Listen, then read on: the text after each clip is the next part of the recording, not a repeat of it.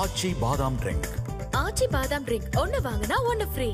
2026 சட்டப்பேரவை தேர்தலில் தாவேகா vs திமுக இவங்க 2 பேருக்கு நடுவில் தான் போட்டி அப்படின்னு சொல்லியிருந்தார் இல்லையா விஜய். தாவேகா பொதுக்குழுவில் விஜய் பேசினதை பத்தி பொதுமக்கள் என்ன நினைக்கிறாங்கன்னு பார்ப்போம். டிஎம்கேவும் ஏடிஎம்கேவும் அண்ணா டிஎம்கேவும் இருக்குது. அது கூட 3வது இடத்துல இவர் விஜய் நிற்கிறாரு. இப்போ இவங்க பழைய இவங்கள பார்த்து எல்லாருமே கொஞ்சம் இதாக தான் இருக்கிறாங்க. அப்போ இவருக்கு ஒரு ஆதரவு இருக்குது. விஜய்க்குன்னு ஒரு மாசு இருக்கு, அது நடிப்புக்கு மட்டும்தான் இருக்க ஒழிஞ்சு அரசியலுக்கு அந்த மாசு கிடையாது. நானும் விஜய் ரசிகர் தான், ஆனா திமுகவுக்கு போட்டி போடுற அளவுக்குலாம் விஜய்க்கு எந்த இதுவுமே கிடையாது. திமுகவோட கூட்டணி தான் பலம். இப்போ நேற்று தான் விஜய் அவருக்கு கட்சிங்கிறதே இன்னும் ஸ்டார்ட் ஆகலை. அவ்வளோ ஒன்றும் உறுப்பினர்கள் அப்படியெல்லாம் பார்க்கும்பொழுது திமுக ஒரு பலமான கட்சி. திமுகவுக்கு எதிர்ப்பு விஜய் தான் அப்படிங்கிறது அது சாத்தியமே இல்லை.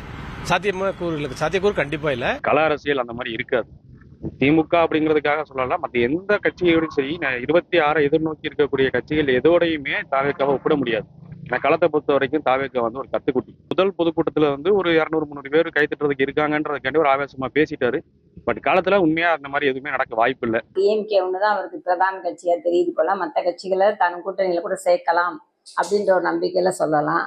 இல்லை மற்ற கட்சிகள் எதுவும் பலமா இல்லை, நிறைய கட்சிகள் இருந்தாலுமே பலமான ஒரு எதிர்கட்சி யாரும் இல்லைன்றதுனால அந்த ஒரு மனப்பான்மையிலேயே அவர் சொல்லலாம். ஆச்சி பாதாம் ட்ரிங்க். ஆச்சி பாதாம் ட்ரிங்க் ஒன்னு வாங்கினா ஒன்னு ஃப்ரீ.